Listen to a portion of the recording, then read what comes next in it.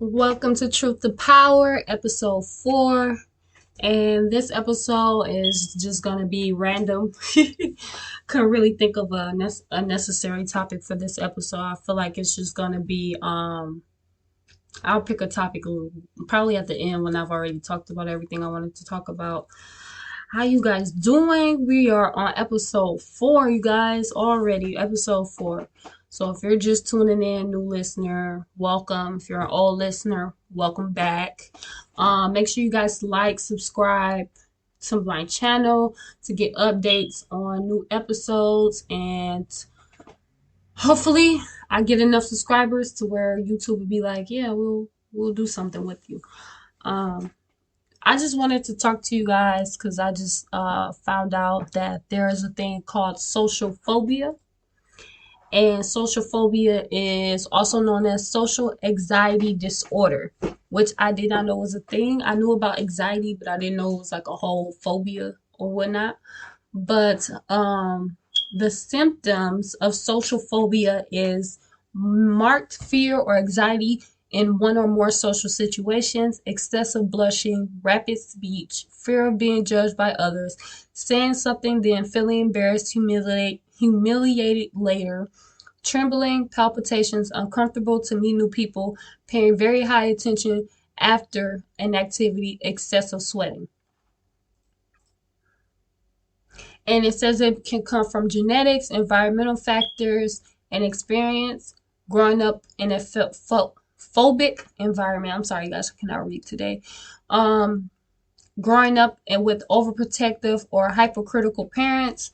Some cultures are too deeming and can cause one develop this condition. Substance, usually especially alcohol, can cause this. So I think that this really pertains to me. So I guess this can be on social phobia. Um, it's really really crazy because my parent was like that. My parent was super overprotective. I couldn't go over anybody's house except for like family members, and that was really limited. And which is crazy because now that I look back, like they used to have this thing where like you had to be in the house when the street lights came on. Like the street lights came on, you had to be in the house. And then I really remember like slaves back like then, like that was really connected to that. Like back in the Jim Crow days where black people were not allowed to be outside when, at night.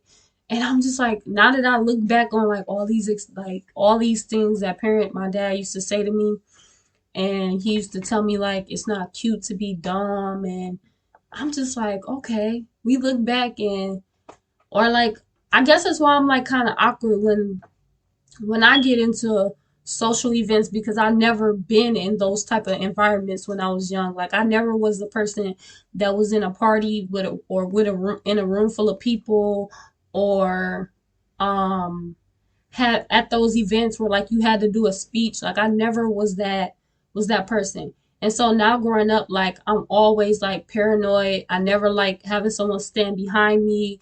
I'm always like ducked off in a corner, like really low key. If it's like a club or something, I'm like, make sure you put me in the corner by the exit, but not by like the bathrooms. And now that I think about it, I'm like, dang, that's crazy. As I read like all of these symptoms and causes, I'm like, yeah, my dad definitely, he gave me the social anxiety for sure because he always wanted me to be aware of my surroundings and like who's moving where and what parts are moving here and who's over there like coming this way. Like everywhere we went, like it was like I was on like Call of Duty and I had to make sure I scanned the room and see how many people are in the room and where everybody's at. And at some point it gets tiring. It really gets tiring, especially because I've lived in a couple of different states, and in Arizona I never felt like I needed to scan a room or to scan and see where and who's here and how many people are here and where everybody's located. But living in Michigan, I feel like I have to do that everywhere I go. I have to scan the room. I have to make sure that, hey, if there's 5 police officers, I need to make sure I know where all 5 of them are at all times and make sure none of them are ever behind me. And just like I want to say like 2 or 3 days ago, it was a situation like that, going down to the river walk and just seeing like it was nice and it was great because you get to see everybody outside enjoying themselves, having a good time, and listening to music. Hear guy playing songs off his saxophone and another person beating on their drums. But I'm not really taking in the moment because I'm scanning the room. I'm scanning outside where there's a million people. I can't count how many people are outside, but I'm moving and I'm like watching and paying attention, and like I'm not really able to enjoy the actual moment of like, hey, that guy's playing on his saxophone. Like he's playing No Guidance by Chris Brown and Drake on his saxophone. Like he's playing Jeremiah on his saxophone. And oh, this guy's playing the drums. Or, oh, okay, this couple is taking pictures. These women are dancing. Like I can't take in that experience because my social anxiety is like, no, something's about to happen. You need to keep watch. You need to make sure that you and the person you're with is okay and you guys make it to your destination or back to the car where you guys parked at. And it sucks because like growing up, that is exhausting. Like to have to keep looking over your shoulder everywhere you go because you think in the back of your mind like something's about to happen. Someone's going to do something crazy. You're not going to be able to enjoy this. Let's hurry up, get out of here and go. Like you can't even enjoy the whole experience of just vibing out, having a good time with your people because in your mind you feel like I know something's going to happen. I know that somebody's going to do something crazy. Somebody going to bump into somebody. A boy and a girl going to be standing too close and a girlfriend going to walk up and think they talking. Like it's so sad. It's so sad. And a lot of the times I wish I wasn't like that. I wish I didn't have that. And the only place where I've been to as my life has happened, Arizona. That was the only place because nobody was like that aggressive. Like you need to be on P's and Q's. Like there's no time to slack off. There's no time to think like, oh, I should have did this. I should have did that. You should have knew what to do at that time. Like Arizona was that place where I was just like, all right, you know, like I don't have to worry about that. I can drop my shoulders down 2 levels and lean back a little bit and be okay because people don't have that mindset. They're worried about them, and as long as you're not bothering them or in their bubble, they could care less what you doing, what you got going on, what you wearing, what you look like, who you talking to. Like it's just that's to say I guess it's just a different every city and state has its own vibe and character and it sucks because your anxiety is triggered by your environment. And it's always going to be triggered by where you are, or who you're with, or who you're standing next to, or what you see and are doing on a consistent basis.